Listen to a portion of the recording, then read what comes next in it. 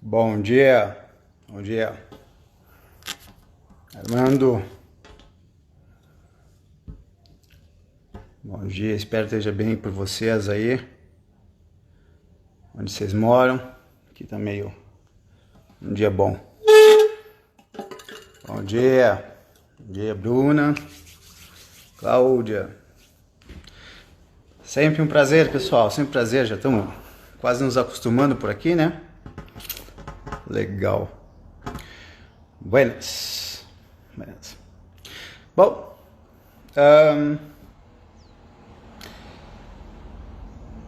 espero de novo todos estejam bem. Comecemos. Honestamente, depois se alguém quiser fazer alguma colocação sobre isso, dá um toque. Se 11h30 está sendo o melhor horário, seria melhor 11h45 ou meio-dia. Depois vocês falam e a gente vai pensando junto. Tá ok? Bom, como é que começou tudo isso? Como é que começaram as lives? Elas começaram por causa da pandemia e, como psicólogo, eu comecei a ver uma série de dificuldades que já assombravam as pessoas, piorando muito. Então eu comecei com a ideia de lives sobre uma ideia que eu tinha há muito tempo, que era algo que poderia ser chamado quase que uma faculdade do viver, algo nesse sentido. Por quê? Porque da mesma maneira que a gente precisa ir para a faculdade para aprender alguma matéria bem, eu penso mesmo sobre a vida. A gente precisa pensar sobre a vida para vivermos bem. E a vida nos múltiplos aspectos.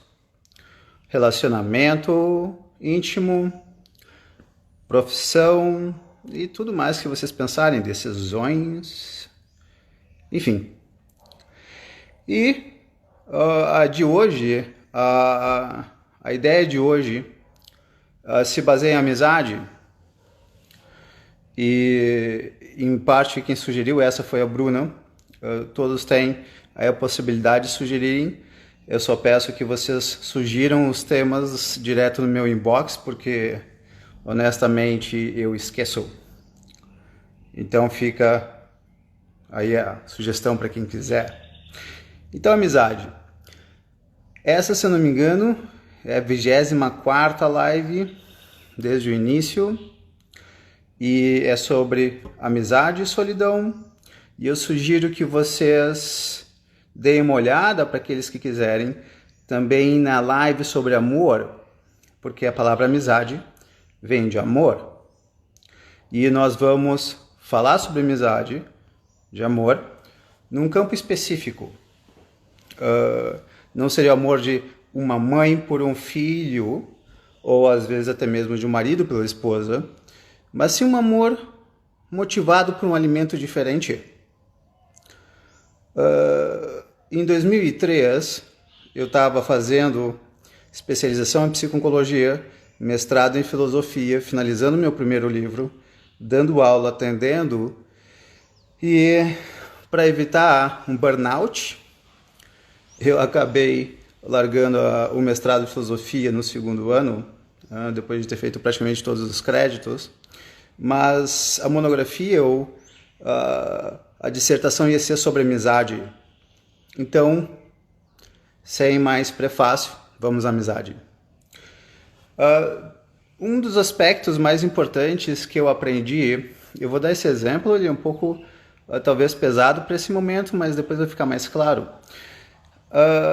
Ao me especializar no tratamento de pacientes oncológicos, tratamento psicológico de pacientes oncológicos, ficou claro que muitas pessoas morrem sós. Sim, a ideia é ninguém vai morrer no nosso lugar, ok, tudo tranquilo. Mas a solidão seria essa incapacidade de conversar com aquilo que te seria importante. Imagina uma pessoa, então, e ela está morrendo e a coisa mais importante para ela é pensar sobre a própria vida, ela está com 5 familiares em volta, só que ela não tem tranquilidade para falar com nenhum desses 5 tem tranquilidade para falar com ela, e essa pessoa morre, essa pessoa morreu só. O que seria a amizade? Um momento com um amigo, talvez a gente possa entender como sendo um momento em que a gente não está só. Só no sentido real da coisa de não poder falar o que passa aqui dentro. Então a gente vai diferenciar algumas ideias. Bom dia, pessoal que está entrando. Tá aí até minha avó, Alice Veloso. Bom dia, vó.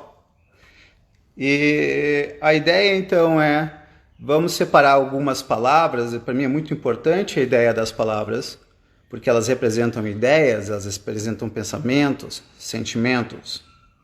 Vamos começar com a palavra solidão. Solidão é estar só, sem maiores dificuldades nesse sentido. A gente pode pensar em estar só fisicamente e psicologicamente falando. Eu já vi pessoas casadas que são as mais solitárias que tem. Basta a pessoa estar casada, estar preocupada com diferentes coisas, ter diferentes sonhos, desejos, medos, inseguranças, e ela está casada, e a outra pessoa sabe nada do que está acontecendo com ela. Então ela está casada, ela dorme todos os dias com alguém, ela tem relações sexuais com a pessoa, mas ela está só. Está só porque, embora fisicamente ela não esteja só, psicologicamente, pelo menos no que se refere aos aspectos que são de fato importantes para a pessoa, ela está só. Então, eu costumo brincar que o branco nunca é tão branco quanto está na frente do preto, quanto ao estar na frente do preto, porque existe o contraste, né? Se nós fôssemos brincar aqui com a ideia, então esse é o vinho que eu já escolhi para hoje, nós temos o branco e o preto. O preto grita quando está do lado do branco, o preto não grita quando está do lado do cinza, e a solidão grita quando a gente tem alguém do nosso lado e tem alguma coisa que está passando pela nossa mente e a pessoa simplesmente não sabe, da mesma maneira que nós também não sabemos o que está passando pela mente dela. Então os dois estão sós. Pois bem, solidão é isso. Solidão a gente pode pensar em termos de solidão física e psíquica. A solidão física muitas vezes a pessoa não tem, está alguém do lado dela, está casado, está com filho, está com filha. Mas a solidão psicológica, essa sim, essa é bem mais difícil de lidar. Bom, então, amizade. Quando eu penso em amigos, eu penso em poucas pessoas que fizeram parte da minha vida. E como eu comentei na live passada, eu tinha um grande amigo meu que morreu em 2006, em dezembro de 2006. 2 dias antes nós estávamos num bar e a gente passou a tarde inteira no bar, tomando cerveja, batendo um papo sobre a vida, e a sensação era sempre de alimentar o espírito. Então, e aí a Alves coloca o casamento e a relação mais solitária que conheço. Pois é, Alves, depois daqui a pouquinho, na realidade, a gente vai falar sobre algumas coisas que possam ajudar nesse sentido, tá? Facilitando o casamento ou até facilitando a separação, mas a gente já chega lá. Vamos por partes. Então a ideia seria que muitas vezes a sensação de estar com um amigo é a sensação de alimentar o espírito. Então essa é uma forma de encarar a coisa e, enfim, é assim que eu a encaro. A gente pode pensar, eu sempre tento evitar raciocínios binários, do estilo a pessoa é ou não é amiga, é uma boa pessoa, não é uma boa pessoa, uma boa comida, não é uma boa comida, é uma boa casa, não é uma boa casa. Eu evito pensar essas coisas, essas perguntas que venham sempre com sim ou não. Eu não gosto dessas ideias, elas são sempre muito reducionistas. Eu prefiro pensar de 0 a 10. Ou em graduações. Então, não é se a pessoa é tua amiga ou não, mas o nível de amizade que vocês possuem. Certo? Então, essa é uma pergunta muito importante. Nível de amizade. Ok. Então, nós começamos com solidão. Eu não coloquei como sendo tema da live, Isso não fica na realidade muito extenso, mas aqui vem a outra palavra que estaria junto no título, que seria companhia. De novo, companhia é muito mais fácil do que amizade. A palavra companhia vem do companis, com, junto, panis, pão. Então, companis é com quem você come pão, daí a palavra companhia. Determinada pessoa é minha companheira, significa que nós fazemos coisas juntas. Juntos. Então, eu posso ter um companheiro para ir ao cinema, eu posso ter um companheiro para viajar, eu posso ter uma companheira para assistir um filme, eu posso ter uma companheira para ir ao restaurante, eu posso ter uma companheira com quem nós cuidamos dos nossos filhos juntos. Então, compartilha-se situações com essa pessoa e essa pessoa pode se transformar na tua companheira de vida. Quantas vezes eu já não vi pessoas se divorciando e dizendo eu me separei de alguém com quem eu estive casado por 20 ou 30 anos e descobri que eu não conhecia a pessoa? É verdade. Porque existia companhia, não existia amizade. Ou pelo menos existia pouco nível de amizade. Então, a ideia de que as pessoas confundem muitas vezes essas duas ideias, companheirismo e amizade. E aí a Bárbara coloca a ideia de cuidar da palavra e contextualizar o encontro, sem a menor dúvida. Toda a palavra representa uma ideia, representa sentimentos, representa um enorme contexto. E boa, Bárbara, isso mesmo. Então, a palavra companhia, eu já vi muitos casais companheiros, raios. Se vocês quiserem, quase todos os casais são companheiros, principalmente de situações fáceis ou que sejam, por assim dizer, com uma distração terceirizada, do tipo, não é a presença do homem ou da mulher, ou do homem, o pessoal não importa se é homossexual, heterossexual, não tem nada a ver com isso. O que importa é que tu pode ser duas pessoas que sempre precisam de uma distração para conseguirem ficar juntas, e aí elas são companheiras, elas não são amigas. Então elas podem estar em excelentes festas, elas podem estar no iate, elas podem estar até mesmo no boteco, só que ao invés de conversar entre elas, sobre elas estão conversando sobre alguém, sobre outra pessoa, mas não sobre elas, sobre quem elas sejam. Então, nesse momento, seria um momento de companheirismo, não de amizade. Pois bem, então a gente falou de solidão, estar só, fisicamente ou psicologicamente. Nós falamos de companheirismo como sendo apenas comungar de um momento. E agora a gente vai para uma complicação que é amizade. Pois bem, a palavra amizade vem de amor. E a palavra amor parece derivar de outra palavra que deu origem à palavra mãe. De novo, tem isso na live sobre amor. Eu não quero entrar muito nesse aspecto, porque senão a gente vai perder muito tempo aqui. Bom, então a amizade seria o amor em relação a alguém por algumas causas específicas.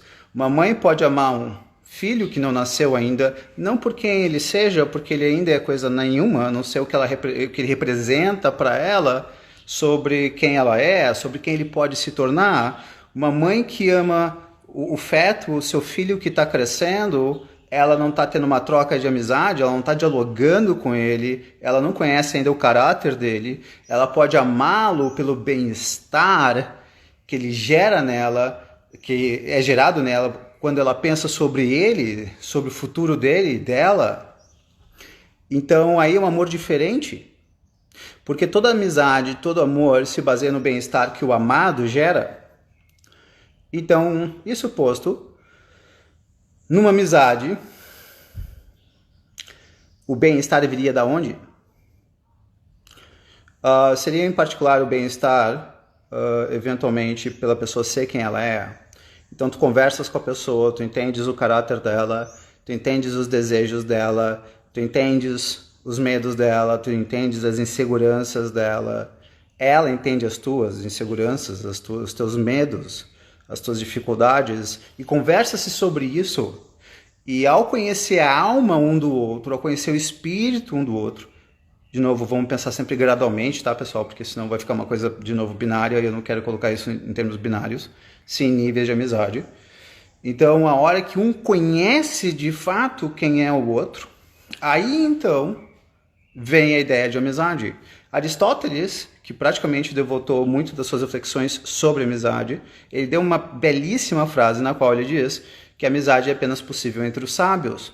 De novo, quando eu penso em sabedoria, eu penso também em graduação, eu também penso em nível de sabedoria. A gente não pode comparar a sabedoria de um garoto de 5 anos com alguém que pensou muito sobre a vida e está com seus 50 anos ou 60 anos. São coisas muito diferentes. Então, para haver uma certa amizade, para ver esse amor recíproco, com base em quem o outro é de fato, com base no que o outro conhece da vida, bom, tem que ter um determinado nível de sabedoria sobre a vida. Então, muitas vezes, aquele momento de amizade é o momento em que a gente vai falar, e agora eu vou usar uma expressão de Sêneca, em que ele praticamente define amigo da seguinte forma, e aí a gente pode juntar Sêneca e Aristóteles. Então, Sêneca diz mais ou menos assim: amigo é aquela pessoa com quem, quando você está, você fala em voz alta como se estivesse sozinho. Ou seja, você não se preocupa de alguma maneira sobre a pessoa usar isso contra você, usar suas ideias contra você, suas inseguranças contra você. E aqui, muitas vezes, essa vai ser uma das dificuldades do porquê as pessoas muitas vezes não têm amigos. Porque elas são desconfiadas.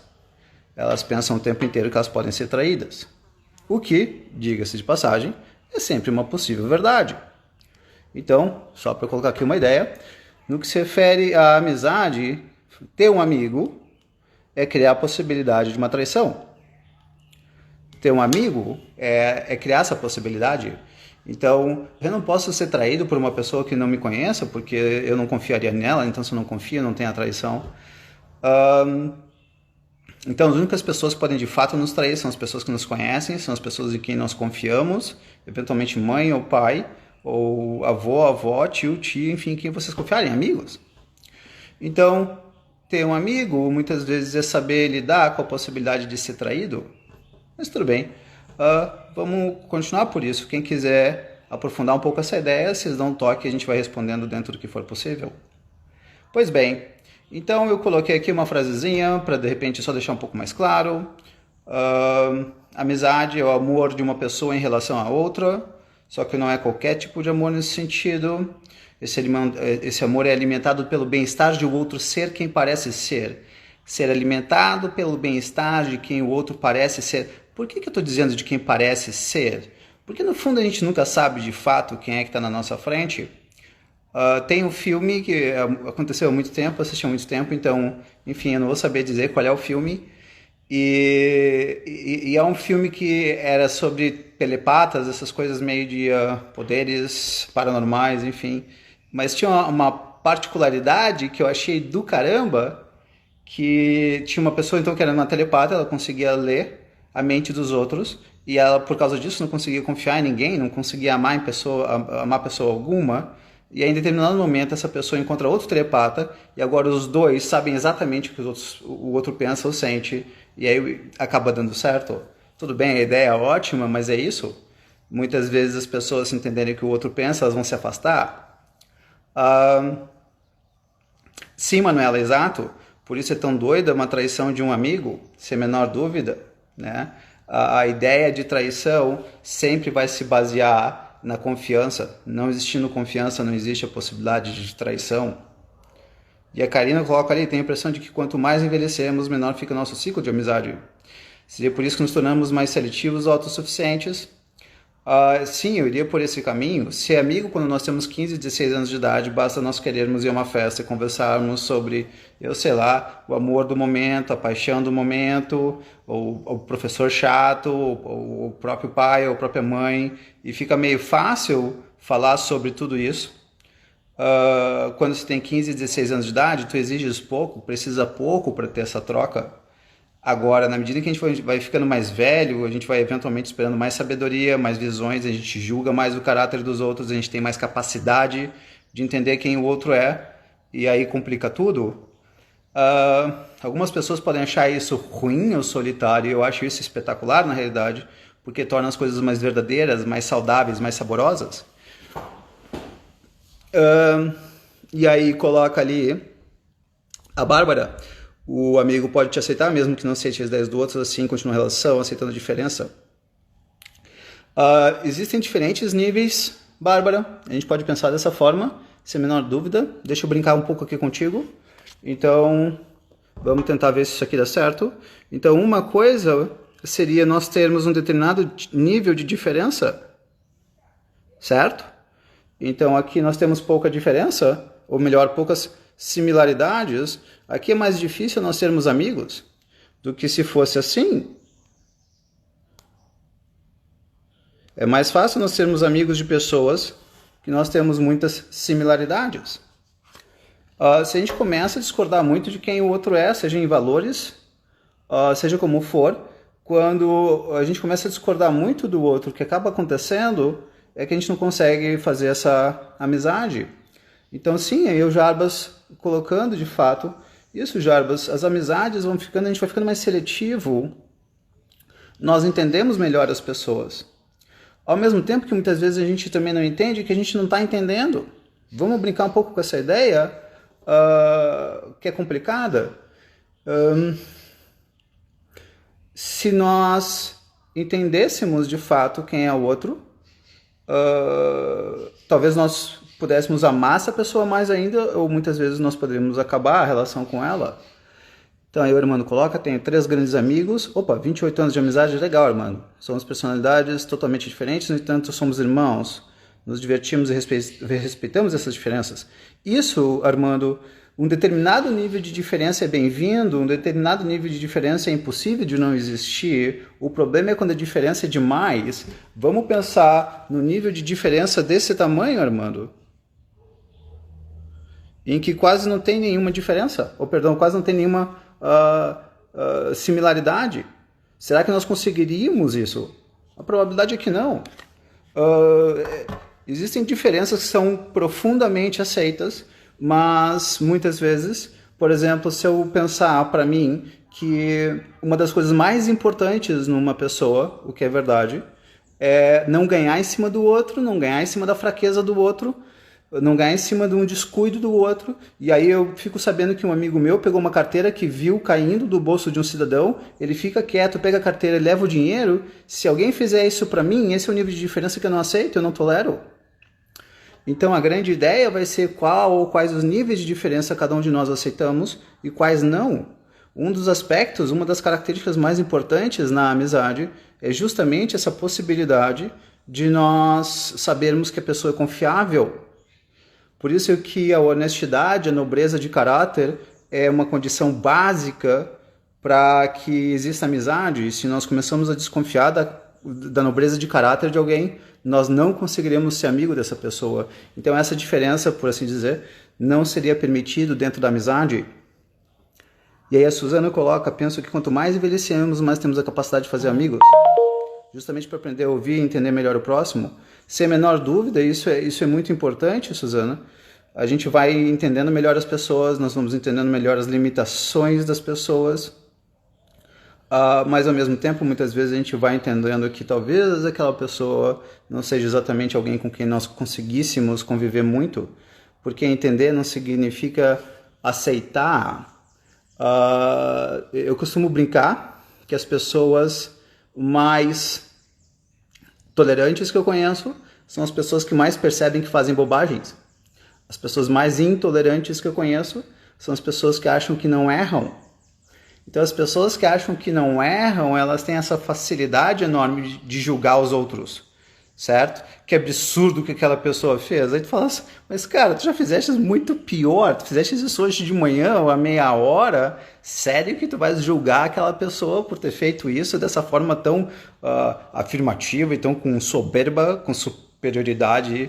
Então, uma das grandes formas de nós desenvolvermos a capacidade de sermos amigos e tolerantes é nós observarmos a quantidade de bobagens que a gente faz um dia, a quantidade de palavras, atos que nós temos que agredir os outros. E aí a Bárbara coloca a possibilidade de haver as ideias básicas e estruturais para conviver. É exatamente isso, Bárbara. A base precisa ser muito similar. A base da honestidade, a base do caráter, ela é fundamental na amizade. E eu, de novo, estou insistindo. Pessoal, se vocês quiserem juntar essa à live do amor, pode ser interessante é que da amizade tem a particularidade de que exige sabedoria, exige uma seletividade diferente, não é uma atração sexual, é uma atração pelo espírito do outro, é a vontade de comungar, é a vontade de estar com o outro, porque o outro te alimenta por ser quem ele é. E nesse sentido, a amizade é muito diferente de amor. Eu vou contar uma historinha. Eu peço desculpas. Se alguém ficar um pouco ofendido, por favor, não fiquem. Só tentem pensar um pouco sobre o que eu vou dizer. Então, se eu não me engano, foi Montaigne que escreveu um texto. E, se eu não me engano, Montaigne, ao escrever esse texto, ele estava pensando na amizade. E ele diz, então, em determinado momento, que o protagonista da história era um cidadão que a filha morre, ou o filho morre, algo desse tipo. E aí esse cidadão grita, e esse cidadão fica muito incomodado e muito afetado, e ele sofre. E aí um dia, morre o melhor amigo dele. E aí esse cidadão fala nada, ele fica absolutamente mudo.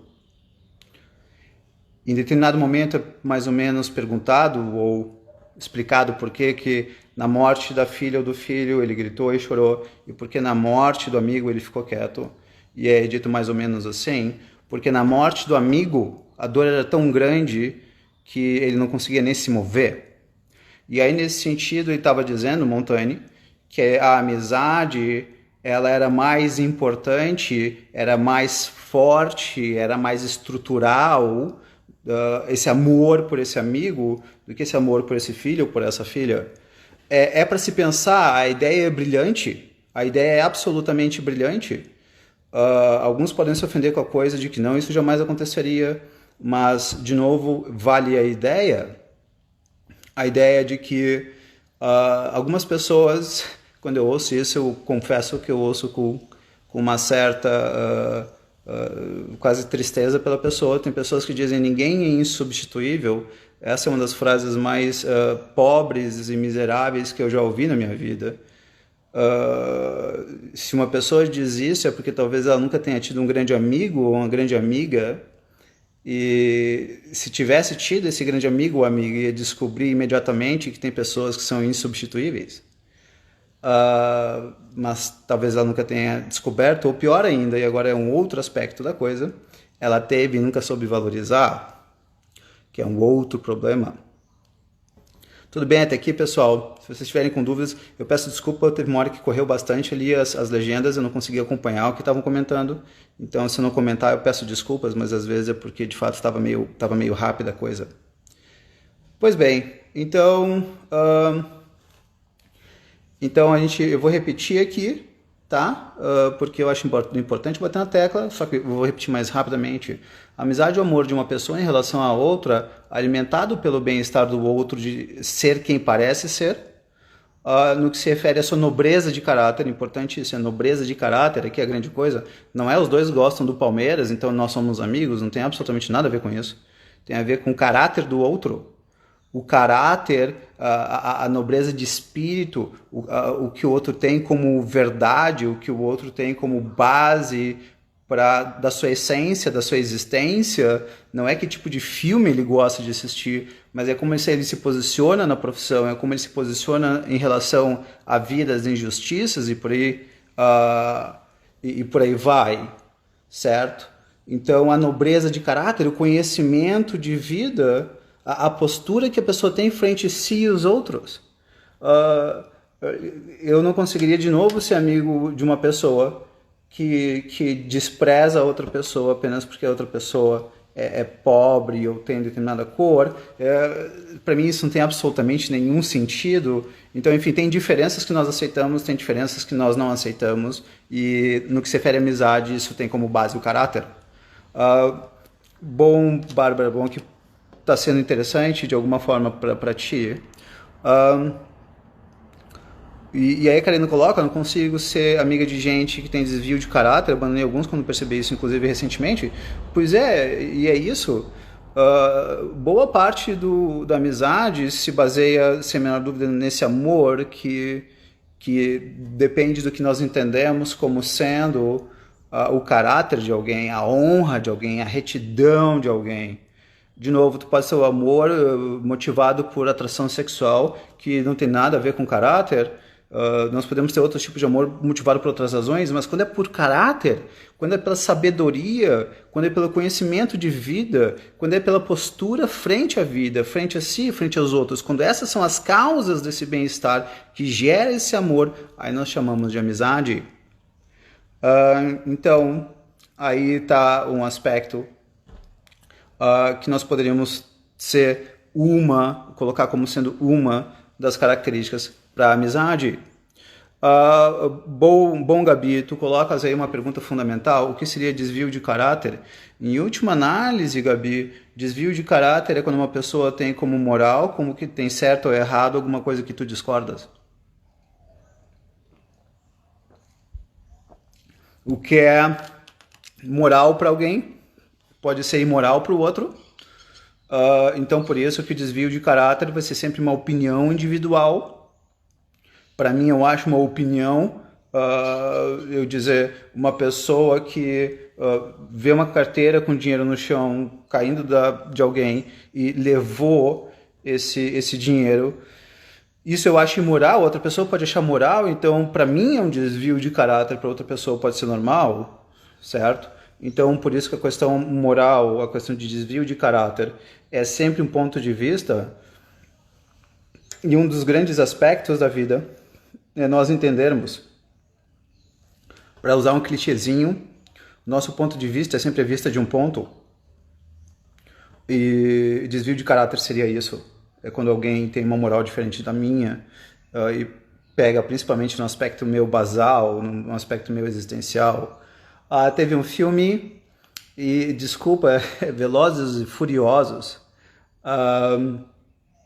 E aí, nesse filme Velozes e Furiosos, eu não sei se é o 2 ou 3 ou 4, é um desses aí que é no Japão. Então um cidadão empresta o carro dele para outro cidadão. Esse cidadão que pega esse carro destrói o carro do cidadão que emprestou, e aí ele diz: eu vou fazer de tudo para devolver o teu carro, eu sei que era um carro caro, é mais ou menos essa frase. E aí a frase do cidadão que emprestou o carro, ela é brilhante, e ele diz: se o preço para conhecer o caráter de alguém for um carro, ficou barato. E então é nesse nível de beleza que vem a frase, e entender quem é o caráter do outro. E o caráter das pessoas, elas não são exatamente fáceis de serem entendidos, compreendidos de fato. A palavra caráter, só para deixar claro, caráter é aquilo que te define. E duas coisas te definem. Duas, não só uma delas. Duas coisas te definem. O que tu fazes e o porquê tu fazes o que tu fazes. Então, eu pego e ajudo alguém que tropeçou na rua e caiu, e aí eu ajudo aquela pessoa, e aí vocês podem dizer: nossa, o Bar é uma boa pessoa, mas se vocês perguntarem para mim: Bar, por que você fez aquilo? Eu digo: porque assim eu estou indo para o céu. Então eu não estou fazendo aquilo por causa daquela pessoa, eu não estou fazendo aquilo por empatia, eu estou fazendo aquilo para o meu bem-estar, para eu comprar um pedaço do paraíso. Então, qual é o nível, o meu nível de bondade se eu fizesse isso, certo? Então, o que nos define, o que nos marca, o que nos caracteriza, o que é o nosso caráter, é o que nós fazemos e o porquê nós fazemos. A gente até pode tentar pensar, colocar não é só isso, tu pode ter o que tu fazes, o porquê tu fazes e o efeito do que tu fazes. Então, quantas mães... exato, Gabi, esse é o conceito, o caráter é aquilo que te define, e lembrando sempre esses dois aspectos, o que a pessoa fez e o porquê ela fez, e tu podes colocar, inclusive, a questão do efeito do que ela fez. Eu não gostaria de colocar no efeito, porque vamos pensar numa mãe que está protegendo o seu filho, seus filhos, e pelo excesso de proteção, com a finalidade de um bem-estar na vida deles, elas despreparam os filhos para o mundo, e aí os filhos se tornam inseguros, mais depressivos e potencialmente suicidas.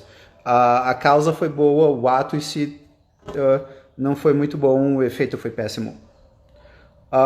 E é isso mesmo, pessoal, na medida em que vocês forem colocando, a gente vai aprofundando as ideias, a gente vai aprofundando mediante a necessidade de cada um, porque senão fica apenas uma fala. Exato, Bárbara, o efeito é o para quê, nem sempre o como, né? Tem pessoas que vão tentar equilibrar, vão tentar estabilizar as suas tristezas com base no fumar cigarro, e aí ela desenvolve câncer um dia, e na realidade a questão acaba sendo de que a finalidade era estabilizar o humor, era ficar menos triste, menos ansioso, o efeito foi o câncer, mas a pessoa não queria esse câncer. Alguns psicólogos diriam, mas inconscientemente queriam. Não vou entrar muito nesse mérito, porque de fato não vale a pena. Pois bem, então caráter. Então nós estávamos falando de amizade, nós estávamos falando de solidão, nós estávamos falando de companhia. Agora a gente vai falar de um dos mecanismos da amizade, e esse é um dos mecanismos complicados, que é diálogo. Comunicação. Comunicação vem do latim comunicare, que significa tornar comum. Então, se comunicar é falar para o outro o que você pensa, é tornar comum para o outro o que você pensa. Claro, mais fácil falar do que fazer, porque às vezes eu falo uma coisa, a pessoa entende outra, então não teve uma comunicação real, existiu uma comunicação falha. Eu falo uma coisa, a pessoa entende outra, porque de repente nós dois usamos as mesmas palavras com significados diferentes. Por exemplo,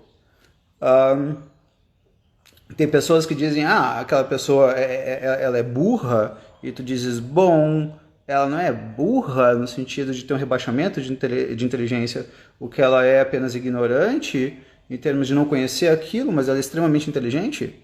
Então a gente tem que cuidar muito das palavras, porque esse é um conceito de Francis Bacon, e é um conceito fundamental para quase qualquer área da vida, mesmas palavras, significados diferentes. Ok, então um dos problemas de se comunicar é entender que a palavra que eu vou usar pode ter um significado para mim, e para quem estiver me ouvindo o significado é outro. Então para mim o significado pode ser bom, para o outro pode ser pejorativo, e aí só isso em si já dificulta a comunicação, então não se torna uma comunicação eficiente. E a Bruna coloca, Byron, não sei se tem uma receita para essa pergunta, mas como ter uma justa medida dessa mensuração, mesmo levando em consideração o erro do outro e pensando nos próprios erros? Perdão, Bruna, eu vou pedir que tu me dê um exemplo, porque eu pensei aqui em algumas possibilidades. Alguém que não teve tem amigo necessariamente intolerante, que apenas a contingência da vitamina. Eita, Bruna, ótima pergunta. Pois bem, Bruna, então, amizade e a dificuldade de amizade e nível de intolerância. Quando eu penso em família, eu penso em pizzaria. A maioria das pessoas conhecem essa minha analogia. Quando eu penso em pizzaria, eu penso que a gente tem que chegar numa pizzaria, ver o cardápio, entender o cardápio, saber pedir o que é próprio daquele lugar e não ficar brigando com o dono do lugar por ele não ter picanha. Ou seja, nós, quando vamos falar de família, nós precisamos entender o que cada pessoa da nossa família pode nos oferecer, conhecimentos, posturas, caráter, sabedorias. Então, quando a gente vai falar de família, nós falaríamos por uma linha. Quando a gente vai falar de uma amizade fora da família, nós podemos pensar também em termos de até onde essa pessoa pode ir. Com algumas pessoas tu vai ter amizade até aqui, com outras pessoas tu pode ter amizade até aqui, e com outras pessoas até aqui.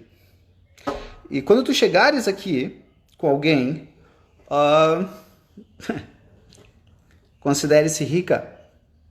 Pelo menos foi o que aconteceu comigo. Tiveram pouquíssimas vezes que eu tive uma amizade nesse nível, mas eu já tive, e é inesquecível, porque são pessoas com quem tu tem sempre a impressão de que tu está alimentando o espírito. Então, eu pensaria em níveis de amizade. Tu pode dizer assim, já tive níveis de amizade, aqui eu colocaria, por assim dizer, nível 10, e tem nível de amizade nível 8, 6, 4, tá? Então, eu preferiria dizer nesses termos, níveis de amizade. Pois bem, então nós estávamos falando sobre comunicação. Bruna, não sei se deu para responder a tua pergunta, se não, me dá um toque, a gente tenta melhorar um pouco a resposta. E aí a ideia seria, nós estávamos em comunicação, falhas de comunicação, na medida que a pessoa entende uma coisa, nós tentamos falar outra, que é bem fácil de acontecer. E agora a gente vai falar de diálogo.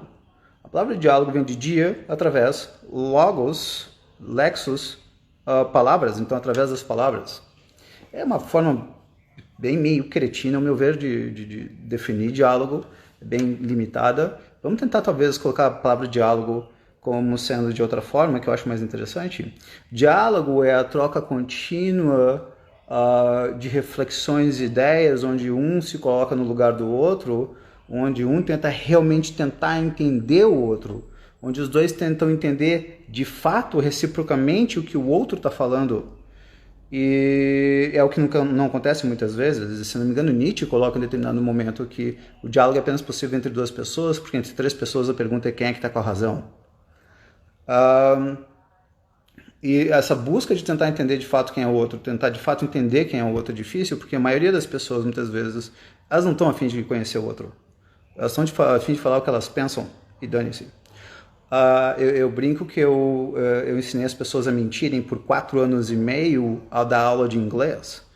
Porque, e eu vou dar aqui como exemplo, esse filme, eu não me lembro exatamente qual é, se não me engano era um filme com Wesley Snipes e com um outro cidadão, talvez me lembre dele. Não sei, não me lembro qual era exatamente. Ele fez o 007, dos mais antigos. Enfim, então era um cidadão dando aula de inglês para um japonês, ele fala, how are you? Aí o japonês fala, I'm fine. Aí o japonês fala um monte de coisas do estilo, eu comi ontem a comida estragada, eu passei a noite no banheiro, eu vomitei muito, eu passei mal e por aí vai. E aí o professor de inglês diz, não. Quando alguém pergunta, how are you? Você tem que dizer, I'm fine, thanks. E depois você tem que retribuir dizendo, and you? Oh, ok, fine, thanks. Então, a ideia é você tem que dar a impressão de que você está preocupado com o outro, mas você não está. E o outro faz de conta que o outro está preocupado com ele, mas ele reconhece que não está, mas ele não pode dizer. Então ele apenas agradece e existe ali uma cordialidade, uma impressão de a busca de um bem-estar recíproco, mas é só impressão, é só fantasia, é só teatro. Muitas vezes a pergunta seria, de fato, como você está? E aí a resposta poderia ser de um jeito que tu não queres saber, ou de um jeito que vai te deixar mal. Ah, nossa, Bar, como é que você tá? Olha, eu tô com esse problema, tô com aquele problema, tô pensando nisso, eu tô pensando naquilo, tô com essa dificuldade, tô com aquela dificuldade. A outra pessoa olha pra mim do estilo e diz, que tal a gente pensar no almoço? Então, esse é um aspecto, o diálogo seria isso, é tentar entender o outro, tentar, inclusive, agora às vezes, obviamente, sem a menor dúvida, uma das dificuldades, dialogar muitas vezes é brincar de vareta. Quem tem mais aí de 40 anos, eventualmente, já deve ter brincado de vareta, onde tu largavas esse monte de palitos de dente gigantes coloridos e que tu tinhas que tocar neles e tirá-los sem mexer os outros. E quando a gente vai conversar sobre coisas sensíveis, é isso que a gente tem que fazer no diálogo.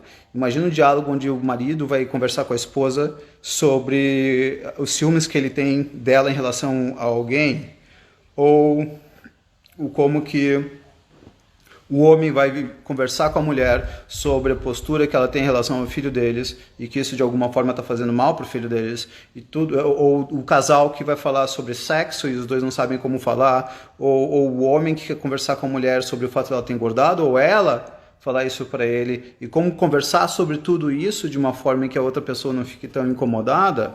Então o diálogo é muito complicado porque dialogar muitas vezes significa tocar em pontos sensíveis, em pontos vulneráveis, em pontos que machucam. Então o diálogo é complicado. Bom, alguém primeiro pergunta como você está. Quando alguém faz essa pergunta, eu preciso me conhecer minimamente para eu poder responder. Então um dos aspectos do diálogo é autoconhecimento. O quanto que eu consigo entender o porquê que eu estou triste, o quanto eu consigo entender o porquê eu estou alegre, o quanto eu consigo entender o porquê que eu estou com raiva, o porquê que eu estou apático, o quanto eu consigo entender o porquê que eu estou angustiado. Será que as pessoas conseguem entender tudo isso sobre elas mesmas? Porque isso faz parte do diálogo. Faz parte do diálogo tentar levar a pessoa não apenas...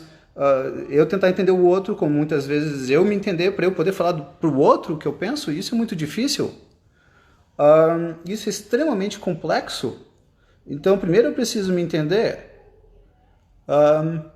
Eu me lembro, e é nesse nível, vou dar um exemplo agora, um exemplo extremo. Eu peço perdão pelo exemplo extremo, espero que ninguém se incomode, mas é para chegar num ponto em que talvez fique mais claro. Então o cidadão vira para mim e diz: Bayar, se eu descobrir que eu sou gay eu me mato, e você acha que eu sou gay? E ele claramente era gay, pelas conversas que nós havíamos tido, pelo que ele já tinha me dito. Naquele momento eu falei não, porque não, ele não estava pronto naquele momento para lidar com essa verdade sobre ele mesmo. E ficou bem depois, pelo que eu entendi, depois teve uma vida, uma bela continuação de vida. Mas o autoconhecimento implica muitas vezes em nós entendermos coisas a nosso respeito que nós não achamos tão legalzinha quanto a gente pensou que fosse, certo? Ok, é que ele coloca, eu prefiro falar para a pessoa do que falar da pessoa. É ótimo isso, né? Só que uma das grandes perguntas, se vocês quiserem, tem um princípio que eu chamo de minto. Não sou eu que chamo, eu aprendi com o Osmar, esse meu amigo que morreu em 2006. Ele era psiquiatra, o melhor professor que eu tive. Ele valeu a faculdade inteira, diga-se de passagem. Osmar de Souza Araújo. E aí, uma das colocações que nós tínhamos era em que medida a pessoa consegue falar a verdade dela para ela mesma. E, enfim, tem dois aspectos básicos da mudança. Tem dois aspectos básicos, e aí que se referem ao conceito que ele colocava como princípio da educabilidade, que é o quanto que nós conseguimos, ao conversar, levar o outro a refletir, ou a nós mesmos, e nós fazemos as mudanças necessárias para nós conseguirmos dialogar, para nós conseguirmos viver melhor. Esse é o princípio da educabilidade. Por trás do princípio da educabilidade tem dois aspectos. O quanto que a pessoa lida com crítica, seja ela com ela mesma, seja com a crítica de outra em relação a ela. Muitas pessoas, na realidade, elas não sabem lidar com a crítica, elas não sabem lidar com seus próprios erros, com as suas próprias faltas, com as suas próprias falhas. Então essas pessoas tendem a não mudar. Essas pessoas tendem a chegar aos 90 como elas eram aos 50, como elas eram aos 20. Então, nesse sentido, deixa eu ver até onde eu, de fato, fui capaz de parar para pensar sobre os meus erros. Então, parte 1, o quanto que eu sou educável no sentido, o quanto que eu consigo melhorar as minhas falhas e faltas. Parte 2, o quanto eu quero pagar mudança disso.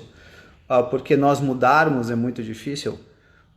Nós entendermos que, de repente, nós estamos tristes porque nós estamos num casamento e que esse casamento, no fundo, ele só existe porque eu tenho medo de ficar só. E aí eu tenho que lutar para aprender a ficar bem só, e a hora que eu aprendo a ficar bem só, eu não preciso mais do casamento e aí eu me separo. Então o que me mantinha no casamento era a minha fragilidade, meus medos, minha fraqueza, não exatamente uma força, uma vontade real, certo? Então a primeira parte do diálogo é autoconhecimento, em grande parte, não a primeira, mas uma delas, e depois falar o que pensa. Pessoal, quando a gente fala o que pensa, pode ser o fim de um casamento. Vamos pensar nos mais básicos. A mulher chega e diz para o cidadão, para o marido, eu quero ser mãe. Aí isso está claro para ela. E ele pensa, eu não quero ser pai. Mas se eu bater nessa tecla, se eu falar isso agora para ela, a gente se separa. Ela chega para ele e pergunta, você me ama? Ele pensa, eu não a amo mais. Mas se ele falar a verdade, eles se separam.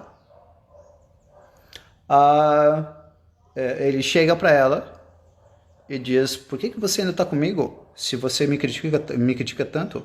E ela pensa, se eu disser que é porque eu estou ficando mais velha e eu tenho medo de ninguém mais me querer, eu tenho medo do que os outros vão pensar. Se ela disser isso, eles eventualmente podem se separar também.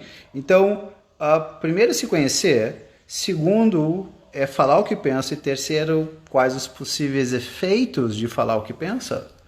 E essas são coisas que muitas vezes vão impedir a amizade, justamente porque na medida que as pessoas se conhecerem, elas podem se afastar.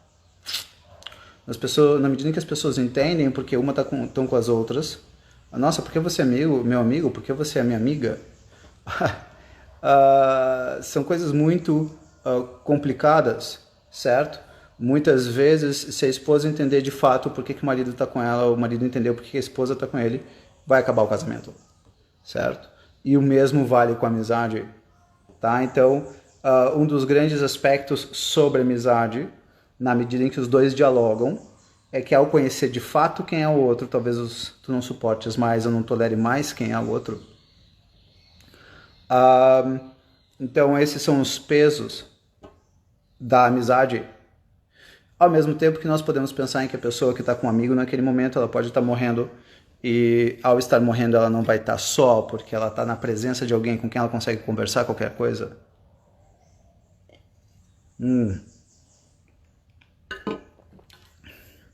Maravilha. Então, vamos pensar no que é importante para nós termos um amigo. Nós precisamos muitas vezes ser capaz de lidarmos com a possibilidade de traição. Eu já vi pessoas que não se relacionaram por anos porque foram traídas e nunca mais conseguiram lidar com essa traição, nunca mais conseguiram lidar com essa situação. Então, com medo de confiar, não ter mais amigos. Então, essa é uma das causas que leva a não amizade. Algumas pessoas, sem perceberem, elas acham que a única forma de pensar que existe, que é correta, adequada, honrada, reta, é a delas. E aí, a hora que elas conversam com alguém que pensa diferente delas, elas falam, essa pessoa não presta. Então, tem pessoas, alguém poderia chamar isso de narcisismo, não seria talvez uma palavra inadequada para essa situação. Então, essa é outra coisa que dificulta a amizade. Por que a amizade eu acabei optando como sendo das mais importantes ideias para a gente pensar numa live? Porque a amizade talvez seja a expressão mais forte que exista de reconhecimento da nobreza de quem nós somos, no sentido de que nós temos uma pessoa que nos conhece, não 100%, porque isso não vai existir, mas uma pessoa que nos conhece e nos valoriza, e isso muitas vezes é muito importante. Uma das brincadeiras que eu gosto de fazer com algumas pessoas se baseia numa frase de Sêneca que diz: por que você quer ser aplaudido por quem você não aplaude? A ideia básica seria: por que você quer ser reconhecido por quem você não reconhece como sendo uma boa pessoa? E sem a menor dúvida, tem muitas pessoas que se preocupam com a opinião de todos. E ao se preocuparem com a opinião de todos, o efeito que acaba dando é que muitas vezes deixa de viver a própria vida para eventualmente ser aplaudido por uma pessoa que ela jamais tomaria um café com ela. Então, na realidade, em grande parte, a opinião de quem que merece ser levado em conta? Ora, pois bem, de um amigo. Tá? Vamos entrando nesse aspecto que eu acho interessante. Então eu tenho um grande amigo e eu brinco muitas vezes com essa ideia de que se eu chegasse na casa dele com uma Ferrari, nós provavelmente ele aceleraria a Ferrari 2 ou 3 vezes, de 0 a 100 em 3 segundos e meio, e depois de 5 minutos andando de Ferrari, ele olharia para mim e diria: então, a cerveja está gelada, vamos pro churrasco tomar uma cerveja. Esse seria o meu amigo, porque ele está pouco se ferrando para qual carro eu tenho. Ele está pouco se ferrando para quanto dinheiro eu tenho no banco. O negócio é a gente conversar e dizer: e aí, velho, como é que tá a vida? Como é que tá o teu dia a dia? Como é que tá teu casamento? Como é que tá teu trabalho? Como é que tá tua mãe, teu pai? E não é o como é que tá para eu saber apenas como se fosse a tal das aulas de inglês que eu dei por tanto tempo, até meus 22 anos. Não. O meu amigo não está preocupado com o meu dinheiro. O meu amigo está preocupado se eu estou bem. Claro, ele vai gostar de eu ter comprado uma Ferrari. Claro, ele gostaria de saber se eu estou ganhando mais dinheiro. Mas definitivamente não é o que aproximaria. Não seria essa a base.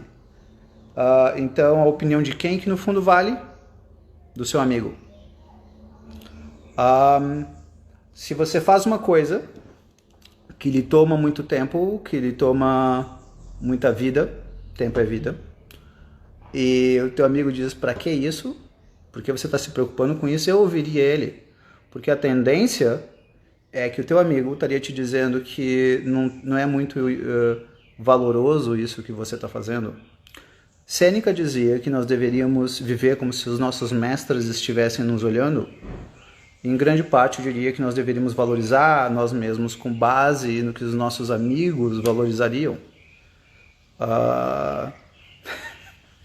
Eu vou contar aqui uma história, uma situação real. Então eu tenho esse meu amigo que eu falei que eu brinquei com a história da Ferrari.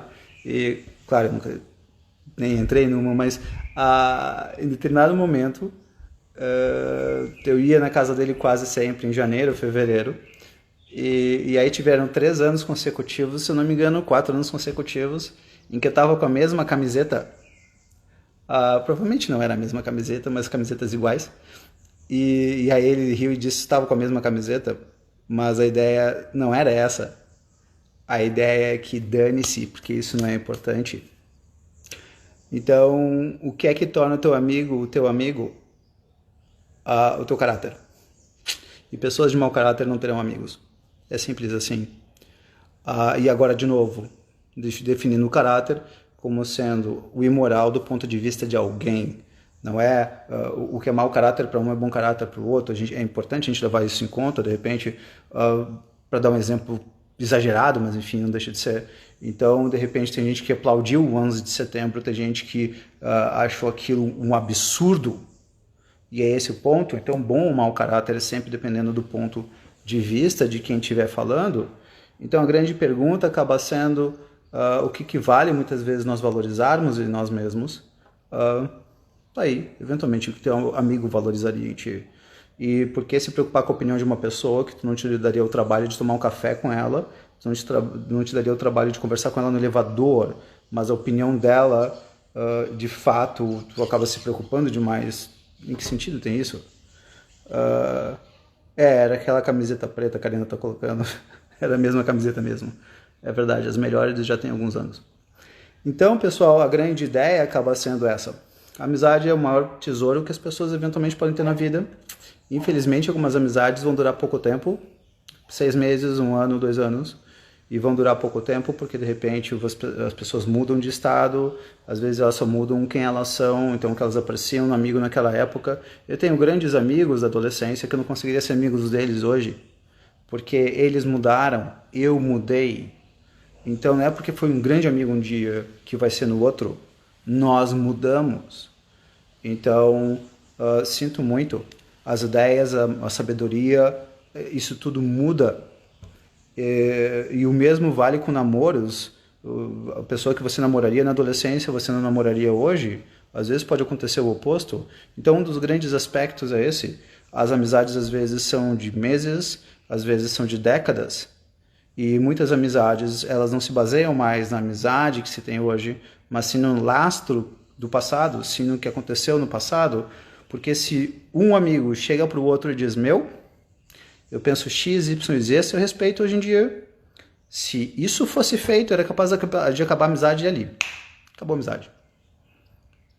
Porque muitos relacionamentos não se baseiam no que é, eles se baseiam no que foi. Então nós fomos amigos no passado, e a gente sempre que se junta fala do passado, mas não do presente. Não sobre quem nós somos, não sobre o que nós pensamos. Eu já vi pessoas que se conhecem há muito tempo, mas no fundo não conhecem ao outro. Amigos que na realidade... Vocês já conheceram aquelas pessoas que são super agradáveis com todas as pessoas. Essas pessoas no geral nunca falam o que pensam. Se elas nunca falam de fato o que elas pensam, se elas nunca falam sobre as inseguranças delas, sobre os medos delas, essas pessoas não vão ser conhecidas. Então elas acham que elas podem ter amigos, mas elas não têm.